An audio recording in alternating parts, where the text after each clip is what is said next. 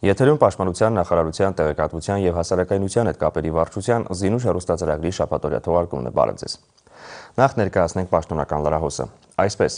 Հայաստանի Հանրապետության Պաշտպանության ռազմավարական վերանայման նոր շրջափուլի նախապատրաստման և աշխատանքների կազմակերպման շրջանակում հուլիսի 7-ից 13 Հայաստանի Հանրապետությունում էր Ամերիկայի Միացյալ Նահանգների և Մեծ Բրիտանիայի համատեղ խորհրդատվական խումբը։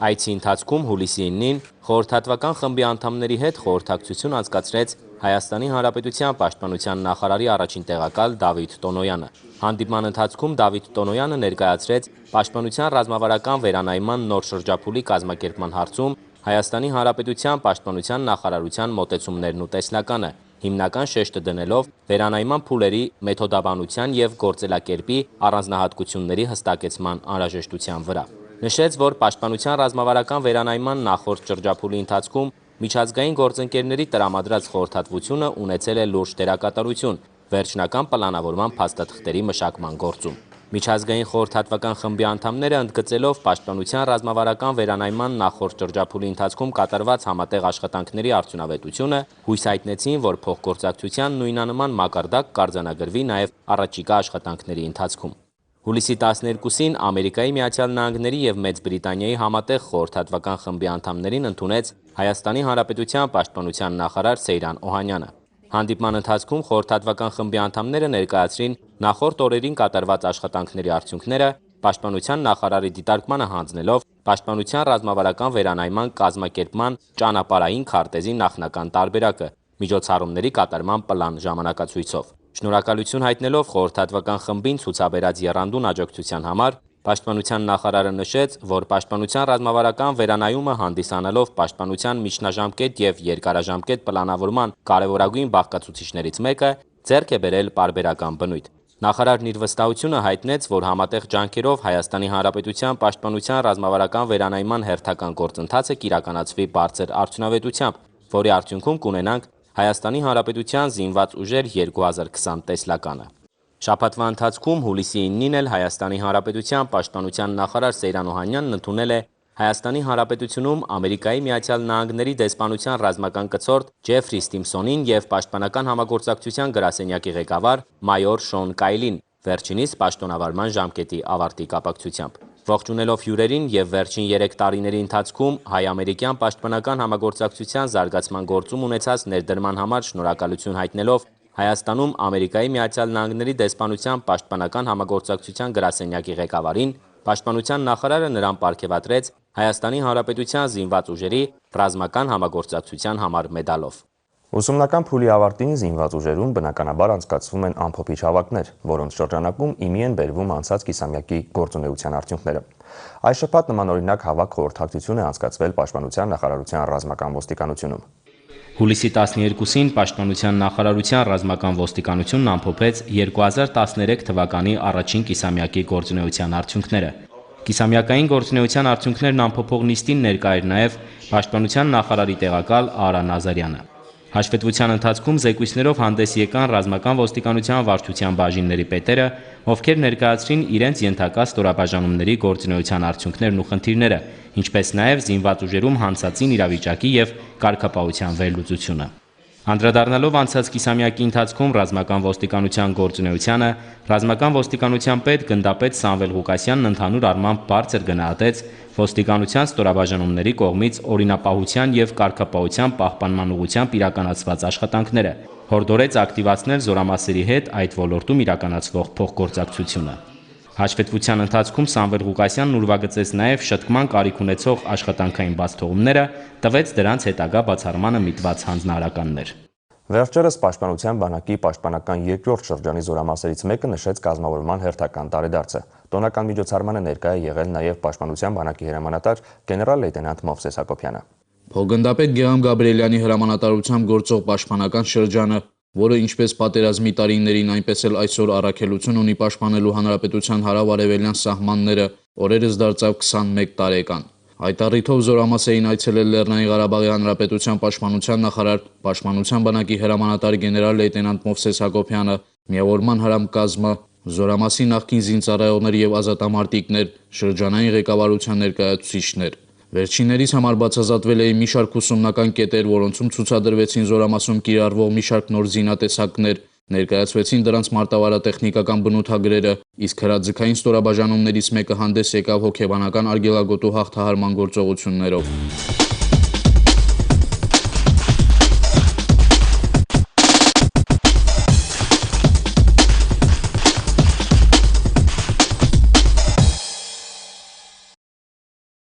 Այնուհետև տեղի ունեցավ տոնական հավաք, որի ընթացքում Զորամասի հրամանատարը ներկայացրեց պաշտպանական շրջանի կենսագրությունն ու մարտական ուղին։ Ելույթներ ունեցան նաև ժամկետային զինծառայողներ եւ ազատամարտիկներ։ Պաշտպանության բանակի հրամանատարը իր շնորհավորական խոսքում կարևոր համարեց Զորամասի դերը մեր երկրի պաշտպանական համակարգում եւ նշեց, որ անձնակազմը այսօր կատարում է ոչ պակաս նշանակության խնդիրներ, քան պատերազմի ժամանակ։ Ի դեպ խնդիրները մնացել են նույնը, փոխվել են միայն մարտավարությունը եւ ուժերի հարաբերակցությունը։ Ինչպես 21 տարի առաջ, այնպես էլ այսօր Զորամասի արժե մեկ խնդիր կա, դա մեր երկրի անվտանգության ապահովումն է, այն հատվածում, որը վստահված է տվյալ Զորամասի։ Իսկ տակտիկական առումով իհարկե փոխվել է խնդիրները, որոնք եղել են 92 թվականի հունիսի 28-ին եւ այն խնդիրները, որոնք ասել դրված է Զորամասի արժե, ինչպես նաեւ փոխվել է հնարավորությունները, փոխվել է նաև հակառակորդի հնարավորությունները եւ տարեստարի մենք ամեն ինչ անում ենք, ուսուցանում ենք հանձնակազմի, որպեսզի համահունչ լինի այսօրվա Զորամասի արժե ծառացած խնդիրների համար։ Զորամասը ունի մարտական իրոք փառավոր ավանդույթներ եւ դրանք մեծապես պայմանավորում են անձնակազմի գործունեությունը նաեւ մեր օրերում։ Այստեղ պատերազմից հետո քանիցս վաստակել են լավագույնի կոչումը, մշտապես ցուցաբերում են բարձր մակարդակի մասնակցություն համաբանակային նշանակության տարբեր միջոցառումներում։ Պաշտպանության բանակի եւ միավորման հրամանատարների հրամաններով Զորամասի ծննդյան օրը պարգևատրվում են մի շարք ազատամարտիկներ եւ զինծառայողներ, իսկ վերջում պաշտպանական շրջանի հետախույզները ներկայացրին ցուցադրական պարապմունքներ։ Ապրիլի 2-ից մեկնարկել է Պաշտպանության նախարարության Մոնթե Մելքոնյանի անվան ռազմամարզական վարժարանում ուսանել ցանկացողների ընդունելության դիմում հայտերի ընդունման գործընթացը։ Ավագ դպրոցի կարգավիճակով գործող վարժարանի սաները ուսանում են հանրակրթական բոլոր առարկաները։ Առանձնակի ուշադրություն է դարձվում ֆիզիկական եւ նախնական զինվորական պատրաստությանը։ Վարժարանում ուսումն անվճար է, հետևաբար բոլոր գրքերը եւ գրենական պիտույքները տրամադրվում են անվճար։ Մոնթե Մելքոնյանի անվան ռազմամարզական վարժարան կարող են դիմել հիմնական դպրոցի 9-րդ դասարանն ավարտած պատանիները։ Դիմորդը պետք է մինչև սույն թվականի հուլիսի 25-ը ներկայացնի ռազմամարզական վարժարանի պետի անունով կազմված դիմում հայտ ու անհրաժեշտ փաստաթղթերի պատճենները։ Ընդունելությունը կատարվելու է այս տարվա օգոստոսի 1-ից մինչև 15-ը։ Դիմորդները մրցութային կարգով քննություններ կհանձնեն ֆիզպատրաստություն, հայոց լեզու եւ մաթեմատիկա առարկաներից։ Ընդունելության պայմաններին, ինչպես նաև անհրաժեշտ փաստաթղթերի ամբողջական ցանկին ծանոթանալու նպատակով, հարկ է դիմել վարժարան կամ զանգահարել 35 39 15 34 48 44 կամ 34 56 36 հեռախոսահամարներով։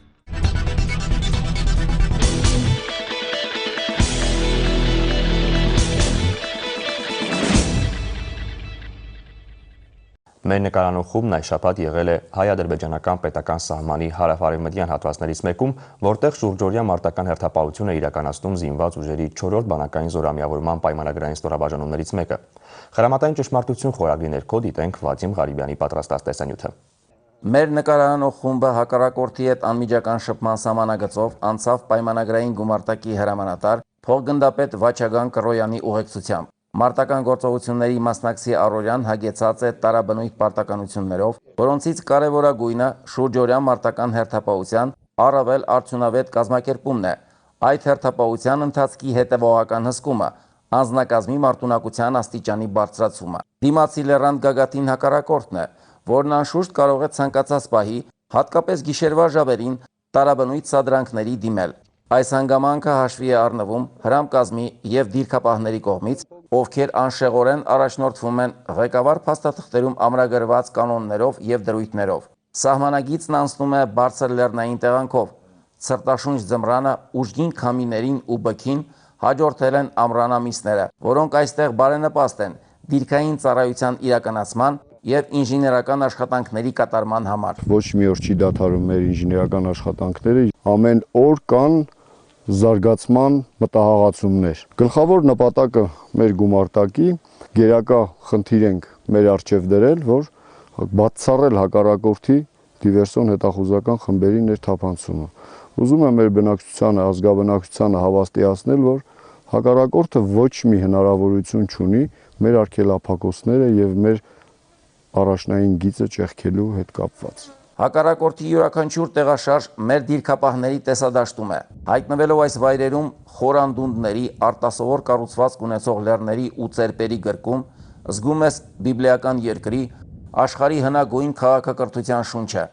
Եվ այդ քաղաքակրթությունը մեր նախնիների երկիրը ու մեր սրբությունները ամեն օր ու ժամ հարկ է պաշտպանել անկոչ հյուրերից, ապահովել մեր բնակչության անվտանգությունը։ Հանրապետության հարավ-արևելյան սահմանագծի հուսալի պահպանությունը կենսական նշանակություն ունի բոլորիս համար։ Ծառայողական պարտականությունների գիտակցումը անձնակազմին պարտադրում է լինել ձիգ ու պատրաստակամ, հայրենյաց բարձր լեռնային եզերքը վստահ ու սառնասրտորեն պաշտպանելու համար։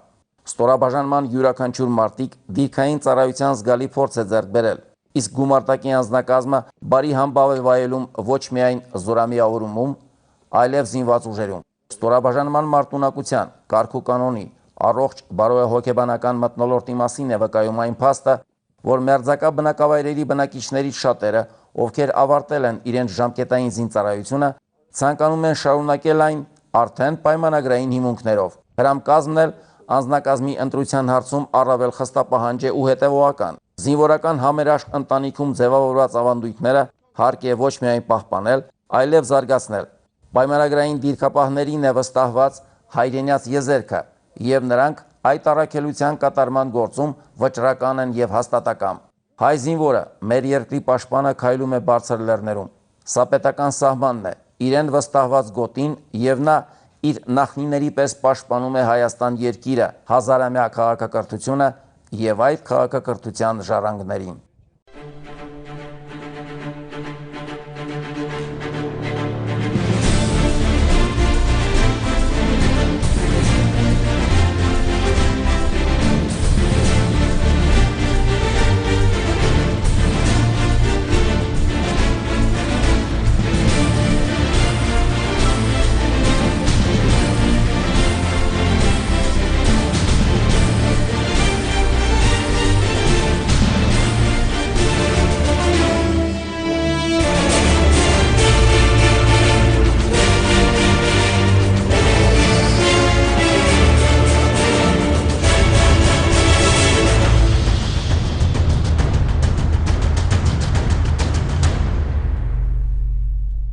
Զորամասային կարգուկանոն, բանակային մշտարթուն կյանք, զինվորական բարդ ու պատասխանատու ծառայություն։ Ահա այն ճանապարհը, որն անցել են ինչպես նախկին, այնպես էլ ներկայումս ընթացող զորակոչի շրջանակում ազգային բանակը համալրող ժամկետային զինծառայողները։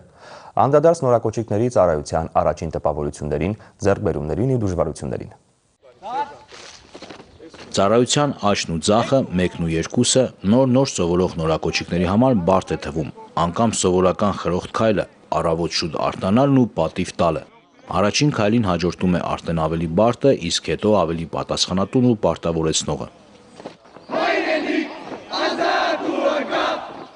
Հայրենասիրական երկեր սովորելն ու շարային քայլին զուգահեռ երգելը թերևս շատ ավելի հեշտ է, քան ասեղ բռնելը կամ ասենք սեփական անկողինը հարդարելը։ Մինչ ծառայության անցնելը տղաներն իրենց հարազատներից, ընկերներից թեևս հարցրել են բանակի կարգուկանոնի մասին, սակայն ծառայության մեջ արդեն ամեն ինչ ուրիշ է, պատմություններից դուրս ու շատ ավելի իրական։ Ամենօրյա շարային վարժությունները, շարային աշխատանքը մեզ համար շատ անսովոր է, բայց դե պետքա փորձենք կատարել ճիշտ, որպեսզի կարողանանք ճիշտ երթման արագությանը գեղեցիկ մատուցել այդ ամեն ինչը։ Ամենակարևորը, որ արդեն ոտքերներս չի ցավում, առաջի 2 օրը շատ են գնում բուժկետ նմանատիպ բաներ, հիմա արդեն ամեն ինչին սովորել ենք, չնայած որ անցել է 2 շաբաթ ու կարծում եմ ինչքան որ երկարի այնքան ավելի լավ կլինի ու հեշտ կսովորենք, հեշտ կծառայենք։ Քաղաքացիական ազատ ու կանոններից դուրս կյանքի վայելքներից առավել կարոտում են մոր եւ հաստակ ճաշը, միշտ հոգ տանող ու ամեն ինչ անող ծնողներին։ Առաջին բախումն իրենց հետ, տղաներն ունենում են, երբ արդեն զգում են, որ մենակ են ու ինքնուրույն։ Սա այն լավագույն շրջանն է, երբ պետք է հաստատվել որպես մարդ, ինքնադրսևորվել եւ ամենակարևորը հասկանալ, թե ինչպես կամ ինչ պետք է անել, ունեցած լավագույն նիսպաս դնելու հայրենիքին ու բանակին։ Տղաների համար առաջին դասաժամերն են, որոնք ընդհանուր գիտելիքներ են տալիս ծառայության, զինվորական մասնագիտությունների, զենքերի ու մարտավարական կանոնների մասին։ Սրանց զուգահեռ իհարկե կարևորվում է նաև զինվորի ֆիզիկական պատրաստվածությունը։ Ծառայությունը ինձ կկոպի առաջին հերթին, կդառնամ տղամարդ հասուն մտածելակերպով, ծառայությունը կատարում է իր համար ու իր ծնողի համար, որպես իր ծնողը հպարտ քայլելուց հպարտ քայլի, որ իր զավակը ծառայում է զինված ուժերում։ Սիրով եմ եկել ու 2 տարին սիրով կծառայեմ, կհասնեմ իմ ընտանիքին։ Սպաները եւ սերժանտները շատ լավ եւ բարի են վերաբերվում մեզ ու առաջնորդում են մեզ, մեր շատ համբերատար են վերաբերվում, մեր ամեն մի արած սխալին, մեզ ճիշտ ուղու վրա են դնում ամեն քայլին։ Թեև հայրենիքը սկսվում է սեփական տնից ու ընտանիքից, բակից կամ դպրոցից, բայց այն բարձրագույն դրսևորում է ստանում անգամ շոշափելի դառնում բանակում, երբ զինվորագրվում ես հայրենիքի մեծ ու փոքր սահմանների պաշտպանությանը։ Նորակոչիկները ծառայությանը տրամադրված են շատ լավ, հայրենասեր են, իրանց հետ զրույց ունենալուց ես հասկացա, որ իրանց հետ կատարվել են աշխատանքներ ընտանիքներում, թե դպրոցներում, վստահ եմ, որ պատվով կծառայեն եւ կվերադառնան իրենց ընտանիքներին։ Արժևում երթման արարողությունն է, կարճ ժամանակահատվածում պետք է ներկայանալ իսկական զինվորի նման, այբն ու բենը հստակ սովորած։ Ասում են, որ երթման արարողությունից հետո է սկսվում իսկական զինվորի կյանքն ու ծառայությունը, երբ յուրաքանչյուր զինվոր սպայական կազմի օգնությամբ կերտելու է մեր վաղվա բանակի պատմությունը։ Զորքերում յուրաքանչյուր ուսումնական փուլի ավարտին որոշվում է լավագույն վաշտը։ Զինված ուժերի 4-րդ բանակային զորամիավորման զորամասերից մեկում անցկացված մրցույթի ներզորամասային փուլի առանձնահատուկ դրվագներն է արձանագրել մեր տեսախցիկը։ Մրցույթի ներզորամասային փուլին ներգրավված էին հրաձգային գումարտակներում լավագույնը ճանաչված հրաձգային վաշտերը եւ հատուկ նշանակության վաշտը։ Հենց այս ստորաբաժանումն էլ արդյունքների ամփոփման ժամանակ գրավեց առաջին տեղը, ինչը կարելի է օրինաչափ համարել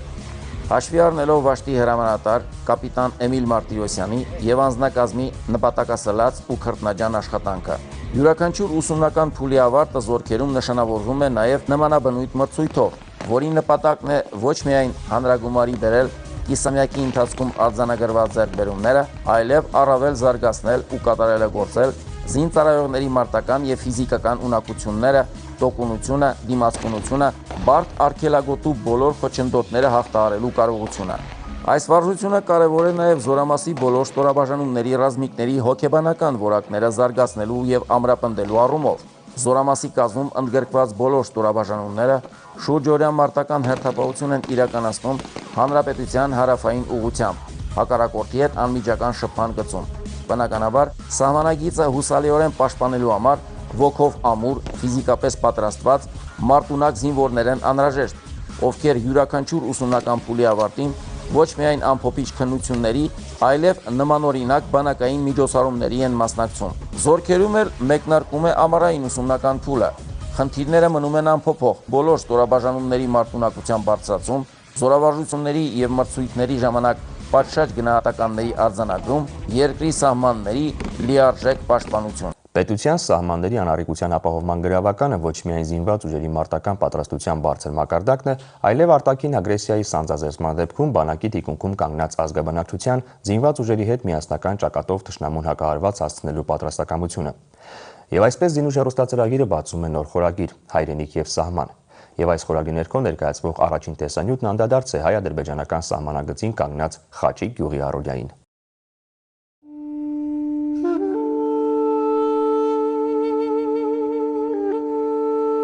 Հայոց բնաշխարհի այս հատվածում մարդը բնակություն է հաստատել դեռևս միջնադարում։ Դրա վկայություններն են 9-րդ դարի Քարկոփի վանքն ու միջնադարյան խաչքարերը։ 1281 թվականին այստեղ ապաստանած Խաչիկ կրոնավորը խաչքար է տեղադրում ի հիշատակ իր ծնողների։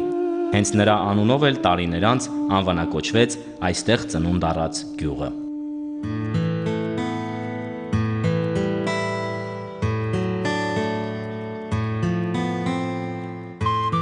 Հեռավոր սարերում կորած Խաչիկ գյուղի մասին լսել են քչերը, էլ ավելի քչերն են անցել ոլորապտույտ ճանապարհով, հասնելու համար մոտակա բնակավայրից ավելի քան 20 կիլոմետր հեռավորության վրա գտնվող մենակյաց այս բնակատեղին։ Աշխարհի անցուդարձից հեռու սահմանամերձ այս գյուղում ապրուստի գլխավոր միջոցը, ինչպես եւ դարեր առաջ, եղել եւ մնում են անասնապահությունն ու այգեգործությունը։ Խորհրդային իշխանության օրոք գյուղում գործել են կուլտուրայի տունն ու կինոթատրոնը։ 1980-ականների վերջին, սակայն Խորհրդային Միության փլուզումը, դրան հաջորդած արցախյան հակամարտությունն ու սահմանագոտում արձանագրված ընդհարումները Խաչիկցուն ստիպեցին վերանայել հայրենիք եւ սահման հասկացողությունների իմաստը։ Անզեն գյուղացիների նկատմամբ ազերիների կողմից իրականացված զինված հարձակումները չէին կարող ոտքի չհանել պատվախնդիր խաչիկցիներին հայրենի գյուղը պաշտպանելու համար։ Հաշված օրերի ընթացքում կազմավորվում է տեղի ինքնապաշտպանական ջոկատը։ Հենակետերում հերթապահություն սահմանած համագյուղացիների ճնշող մեծամասնությունը չուներ ոչ մարտական գործողությունների փորձ, ոչ էլ ռազմական գիտելիքներ։ Զինված լինելով բացառապես որսորդական հրացաններով, նրանք հերթափոխով անցնում են շուրջօրյա պաշտպանության։ Նույնիսկ 75 տարեկան մարդ կար։ Ասում էր տվեք մի հնարավորություն, ես գնամ մեր գյուղն է պահեմ, բայց մենք էլ հնարավորություն չունենք։ Դա ասում գնա ձեր գուխնիայի դանակը վերցրի, գնա պահի, ինչ անենք։ Այս դա մեր հնարավորությունը ով կտար մեզ զենք։ Խաչիկցիներին քիչ ուշ օգնության ձեռք են մեկնում Աբովյան քաղաքի Արաբոյի, Քերու, Տիգրան Մեծի եւ Ադանայի ջոկատների տղաները, ովքեր մեկը մյուսին հաջորդելով գյուղացիների հետ համահավասար իրականացնում են ռազմավարական նշանակություն ունեցող Խաչիկի ինքնապաշտպանությունը։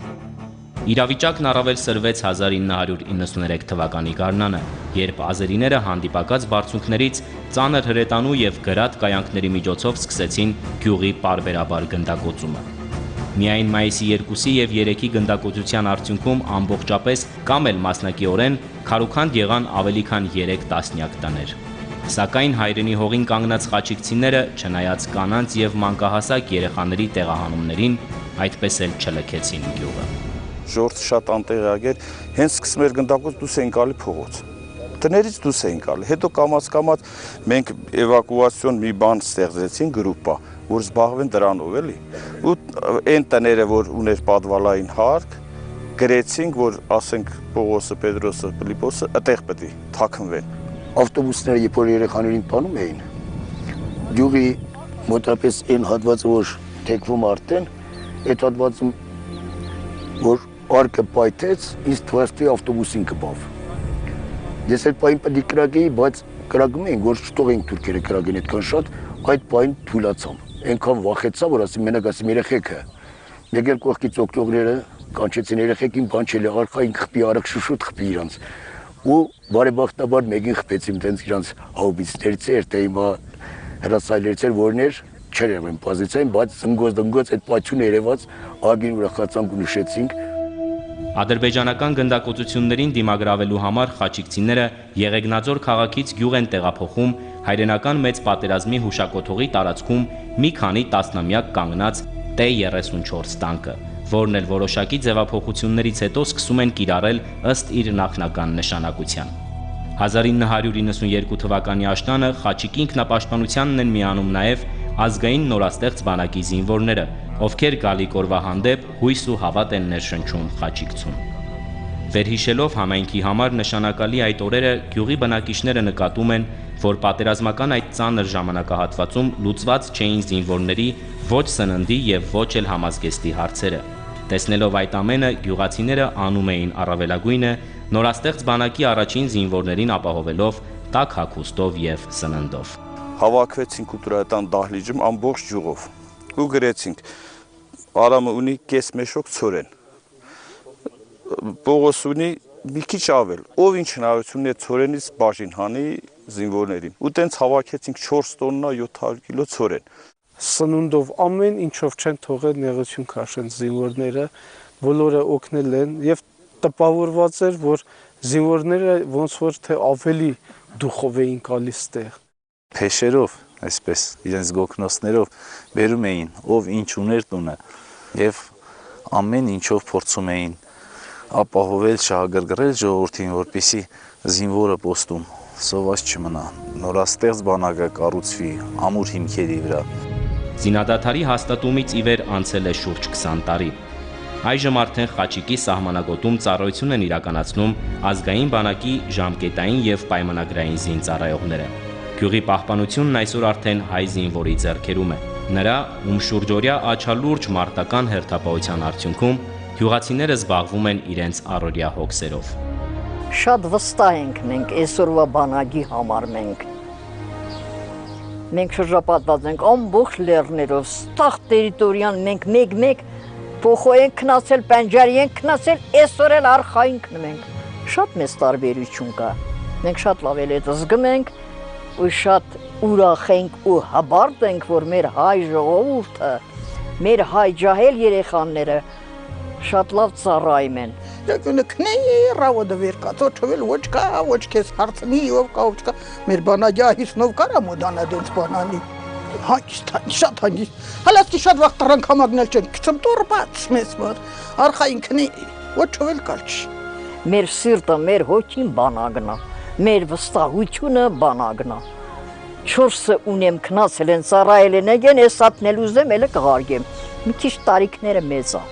չի համապատասխանում իրանց։ Սահմանագոտում արկա խաղաղությունն արդյունքն է ազգային բանակի եւ նրա թիկունքում կանգնած ազգաբնակչության փոխվստահության, փաստում է սահմանագոտու այդ հատվածում մարտական հերթապահություն իրականացնող ստորաբաժանման հրամանատար մայոր Մանուկ Բադալյանը։ Ուսումնական տարվա ամփոփիչ արդյունքներով երրորդ տարին անընդմեջ լավագույնը ճանաչված ստորաբաժանման հրամանատարը հավելում է, որ սահմանագոտին հսկող յուրաքանչյուր զինծառայող առավել վստահ է կանգնում հենակետում, երբ իր մարտական ընկերներից բացի թիկունքում ունենում է իրեն անհրաժեշտության դեպքում սատար կանգնելու պատրաստ մի ամբողջ գյուղ։ Այդ փոխհարաբերությունները միասին աշխատանքը բերում է հանգեցնում նրան, որ մենք ավելի վստահաբար կարող ենք մեր առջև դրված խնդիրը կատարել իրար հետ միասին, որովհետև նրանք ունեն լավ փորձ եւ կարողանում են այսօր հասկանալ, որ զինված ուժերի հետ միասին աշխատանքը կարող է բերել ավելի բարձր մակարդակի հաջողության, որի ակնկալումը մենք ունենք։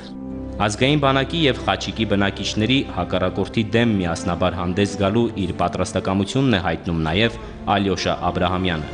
Ազգային բանակի առաջին զորակոչի շրջանակում ծառայության մեկնած եւ Խաչիկի, այնուհետև նաեւ Խարվաճարի մարտական գործողություններին մասնակցած գյուղի կոմբայնավարն օրերս ազգային բանակ է ճանապարհելու իր միջնեկ որդուն Արմանին։